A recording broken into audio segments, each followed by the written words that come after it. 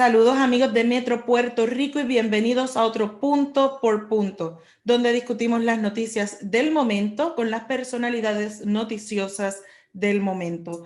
Hoy se encuentra con nosotros a la distancia el doctor Daniel Colón Ramos, presidente de la Coalición Científica, para abordar el tema del repunte de casos de COVID-19 en Puerto Rico. Bienvenido, doctor.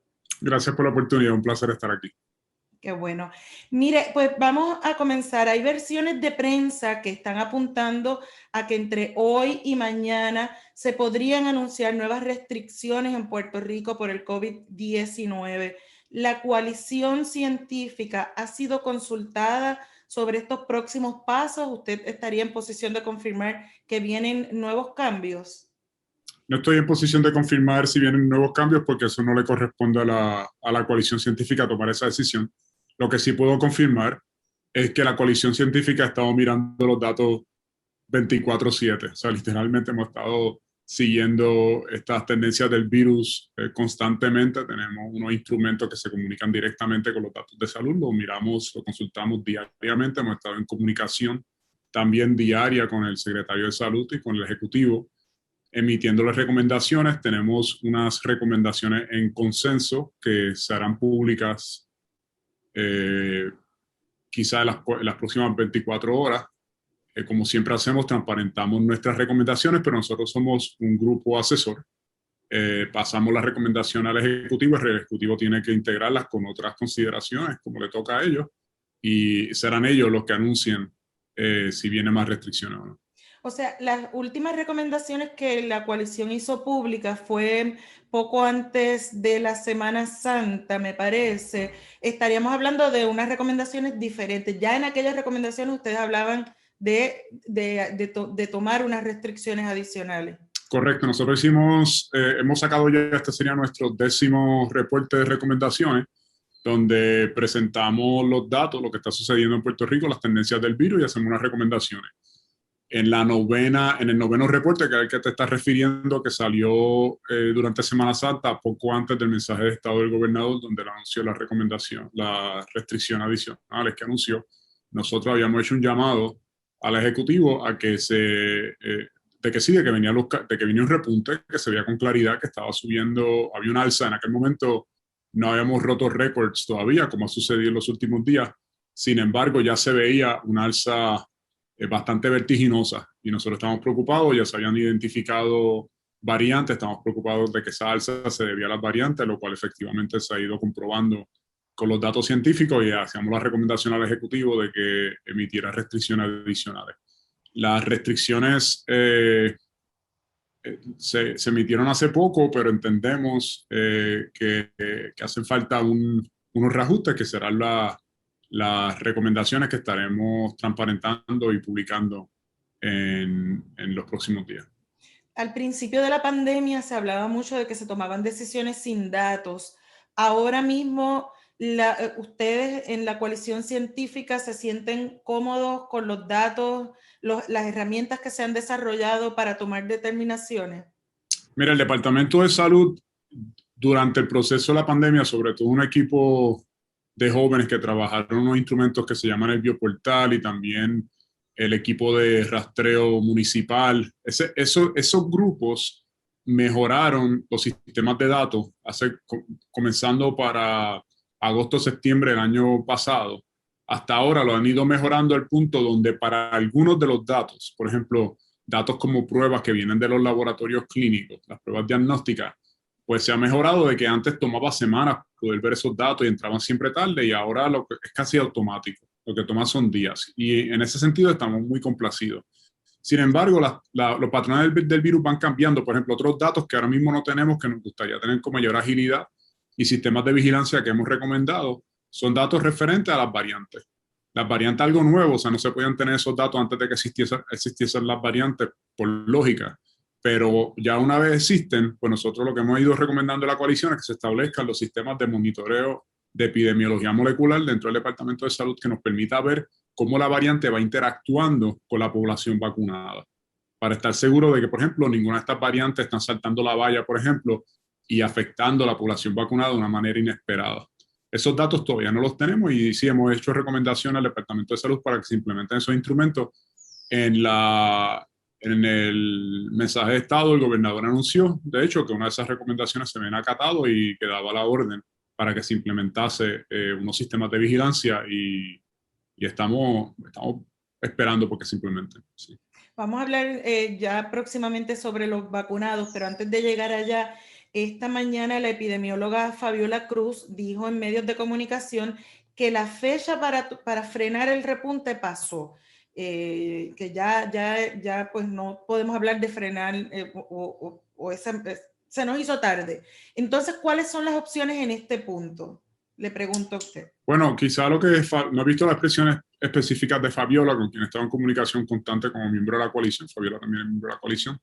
No sé las expresiones específicas que hizo, quizá a lo que se refería, yo especulando acá, es que ya la oportunidad de detener el que ocurra un repunte, eso ya pasó. Ahora, el repunte todavía se puede detener y se debe detener porque si no sigue subiendo.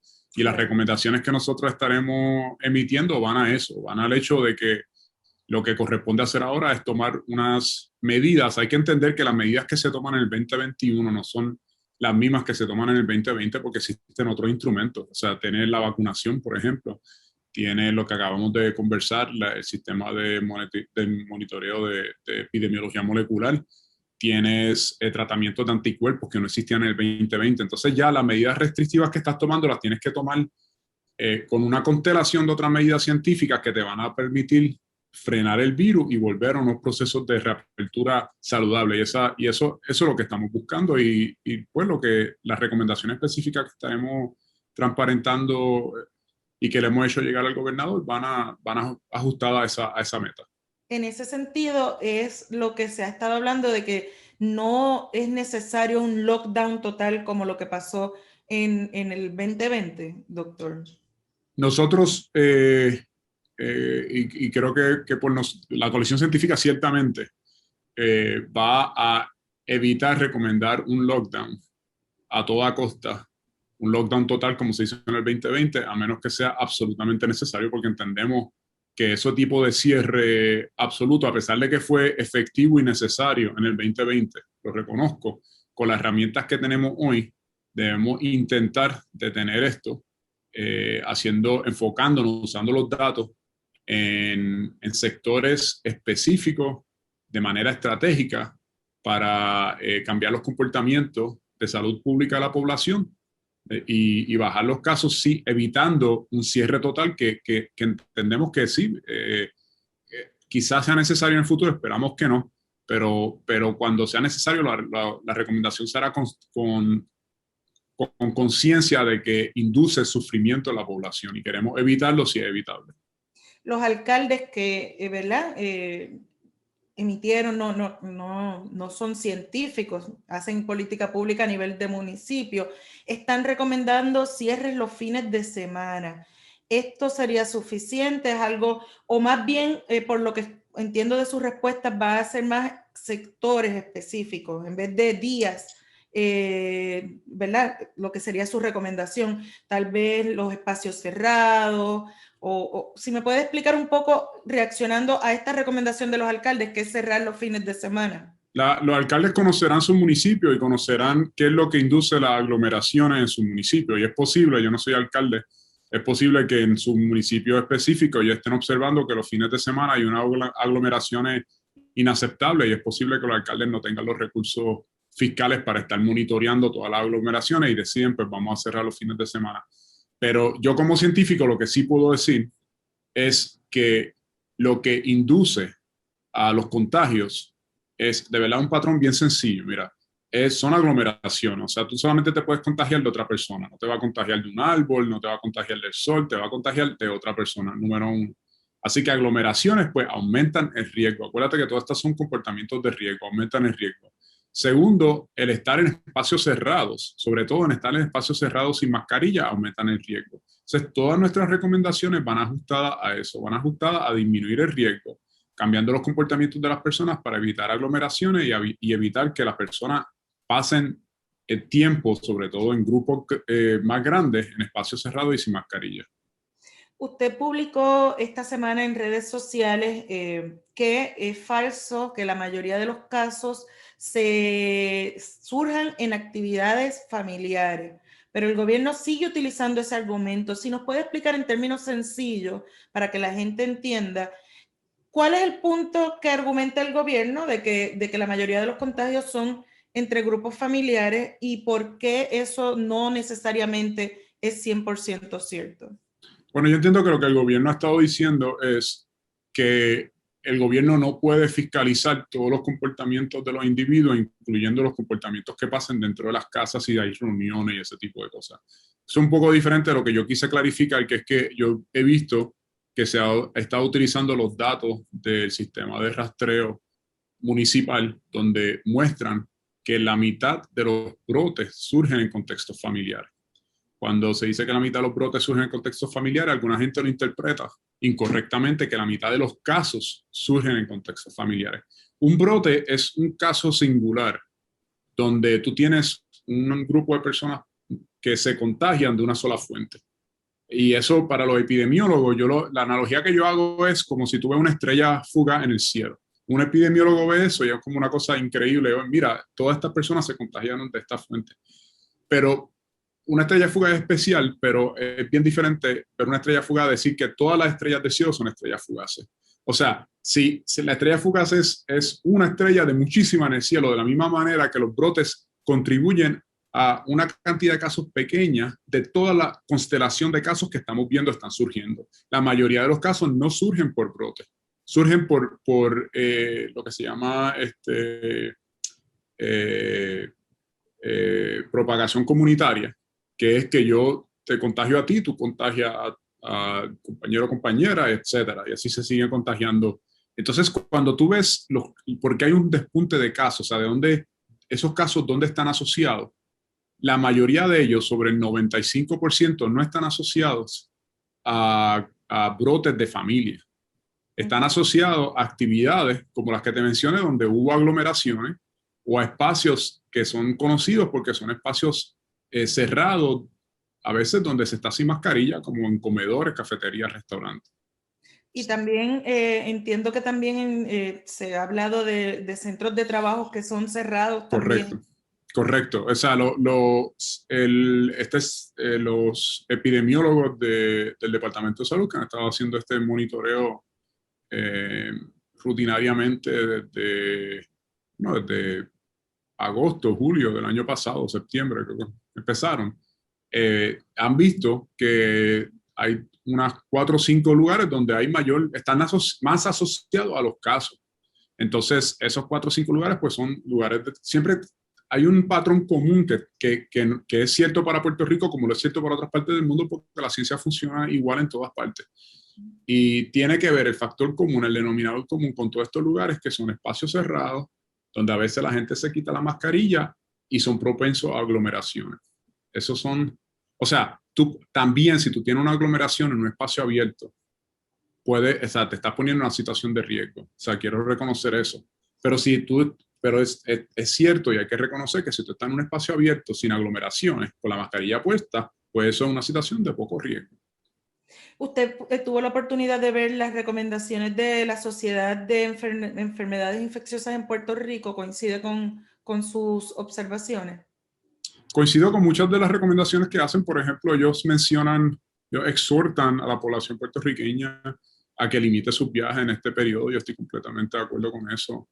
O sea, un periodo donde ya el CDC nos puso en alerta roja como uno de los lugares a los cuales no se debe viajar, y de igual manera nosotros debemos, como puertorriqueños, pues considerar a menos que sean viajes esenciales, evitar viajar en estos momentos.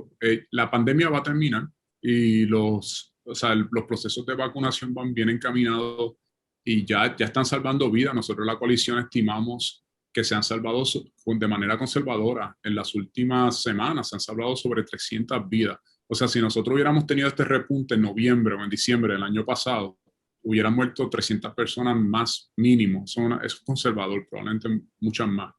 Y se han salvado gracias a la vacunación. Esos son nuestros estimados mirando los datos. y se van a seguir salvando vidas y va a seguir disminuyendo los casos si hacemos los ajustes necesarios, si la gente acata las recomendaciones y las decisiones que se tomen y si seguimos los procesos de vacunación. Y yo pienso que nuestro verano va a ser muy diferente a nuestra primavera. Una pregunta relacionada precisamente a la vacunación y ahora para luego ir a los vacunados. El gobierno ha dicho, el gobernador, que su estrategia es seguir también agresivamente la campaña de vacunación.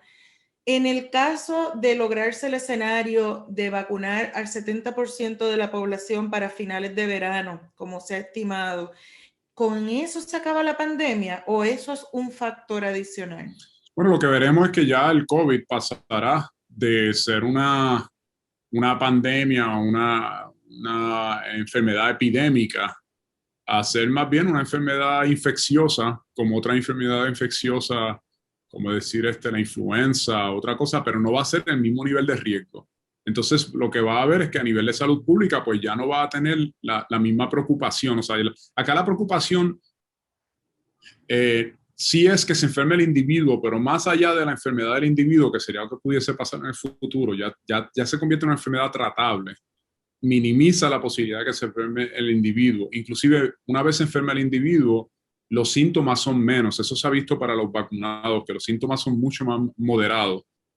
Pero lo que evitas desde un punto de vista de salud pública es el colapso del sistema de salud. Eso es lo que realmente ha sido siempre la meta, es que tú no tengas una situación donde si se te llenan todas las salas de emergencia, si se te llenan el cuidado intensivo, tú, cuando te lleguen otros pacientes con otras condiciones no los va a poder atender. Cuando te lleguen los pacientes que necesitan quimioterapia, cuando te lleguen los pacientes que están sufriendo de enfermedades crónicas, cuando te lleguen los pacientes que están sufriendo de emergencia que no tienen que ver con el COVID, esas personas no se pueden atender. Eso fue lo que ocurrió en Nueva York, ocurrió en Italia, ocurrió en España y se ha evitado en Puerto Rico. Yo sé que para la gente es difícil de conceptualizar esto porque como no ha pasado, pues piensan que no puede pasar. Pero para dar un ejemplo de que sí pudiese pasar, acordémonos del huracán. Cuando pasó el huracán, el sistema de salud colapsó. Hubo gente que necesitaba diálisis que no se podía poner la diálisis. En aquella ocasión fue porque no tuvimos la resiliencia con los sistemas de energía eléctrica. Pero sería similar, no con energía eléctrica, pero con el personal salubrista, que también es un recurso limitado. Hay tantas camas, tantos médicos, tantas enfermeras, y si se sobrepasa, pues entonces te ocurre más o menos lo mismo que pasó con la luz, pero con otro recurso importante que es el personal salubrista. Estamos muy cerca de eliminar eso como una posibilidad, eliminar eso como un riesgo. Y si se elimina eso como un riesgo, vamos a poder entonces ver que se van a poder llevar a cabo una apertura y quizás sí se enferme uno que otro individuo, pero ya el riesgo a nivel social va a ser mucho menor. Y las personas que se enfermarían, sobre todo si están vacunadas, pues estarían protegidas y probablemente los síntomas serían mínimos. O sea que en una respuesta, ¿verdad? Para que la gente, más sencilla aún, y usted me dice si estoy bien o mal, el COVID sigue existiendo, pero ya no sería una pandemia, ya no sería una emergencia. Para personas que no acordemos del virus del SIDA, por ejemplo, cuando era una cosa que si te daba, pues ya, ¿entiendes? O sea, te ibas despidiendo, pues ya, ahora el SIDA, pues una enfermedad crónica, es una enfermedad diferente a lo que era en los 90 o al finales de los 80. Cuando Magic Johnson anuncia en los 90 que le dio el SIDA, pues la gente pensaba que él sí iba a morir y todavía está por ahí bien, con una enfermedad crónica. Pues el COVID no es como el SIDA porque no funciona de la misma manera, pero sería una enfermedad ya diferente, no sería una pandemia, sería algo que si te da COVID, pues se trata de una manera, no es un peligro, no peligra la sociedad, no peligra el sistema de salud. Y le pregunto, ahora cuando vemos el mapa en este repunte, que vemos todos estos municipios en rojo, algunos en anaranjado, seguimos viendo a Vieques en azul. El hecho de que Vieques se haya vacunado, haya conseguido la inmunidad de rebaño en ese municipio, es el elemento que hace que se mantenga. Completamente. Okay. Vieques es un ejemplo pequeño de lo que pasaría en Puerto Rico. Perfecto. Ahora sí, sobre los vacunados. Ya hemos visto reportes de personas que están vacunadas y que están hospitalizadas. Muchos con esa primera dosis, no han llegado a la segunda dosis. Si una persona con primera dosis tiene COVID, ¿tiene que interrumpir el proceso de vacunación para la segunda dosis? Si una persona, bueno, se lo dirá el doctor, así que tienes que ver los casos individuales, pero en términos generales sí. En términos generales, una persona primera dosis, segunda dosis que le haya dado COVID, pues no se puede vacunar en ese momento hasta que supere la enfermedad. E inclusive se espera un tiempo después de la superación de la enfermedad. Me parece que, quiero decir que por lo menos un mes es lo que se espera después. Entonces eso, cuando tú tienes este repunte de casos, una de las cosas que nosotros hemos señalado en la coalición es que se atrasa los procesos de vacunación, porque al tú tener una gran parte de la población que está o expuesta o ha tenido COVID, pues ese proceso se atrasa. Yo les recuerdo a las personas que se han vacunado que la manera en que la vacuna no funciona es que no es una cosa que te la ponen y tú automáticamente estás protegido o protegida. No funciona de esa manera. Tienes que crear inmunidad. Tienes que crear inmunidad una vez hayas recibido las 2 dosis de vacuna y haya pasado cierta cantidad de tiempo para que el sistema inmune de tu cuerpo responda a la vacuna. Y hay que comenzar este proceso de inmunidad desde cero. Es decir, esa persona que ya tuvo una dosis y se enfermó tiene que empezar con una primera dosis otra vez y después la segunda dosis. No, entiendo que no. Entiendo que simplemente se pone una segunda dosis, pero tú no puedes vacunar a una persona enferma. Ya. Entonces tendrías que esperar a que la persona se recupere y estar segura que la persona está ya completamente recuperada y por eso el periodo de espera. Pero no entiendo que no tendrías que empezar desde cero en una situación donde tiene las 2 vacunas. Y lo mismo sucedería con alguien que no está vacunado. Si tiene COVID, tiene que esperar un tiempo para poder entrar al proceso de vacunación. Así mismo. Bueno, pues tomen nota todas las personas que nos están viendo a través de distintos medios digitales. Muchas gracias al doctor Daniel Colón Ramos por haber estado con nosotros en este punto por punto. Muchas gracias. Ustedes, amigos de Metro Puerto Rico, sigan conectados a todas nuestras plataformas digitales.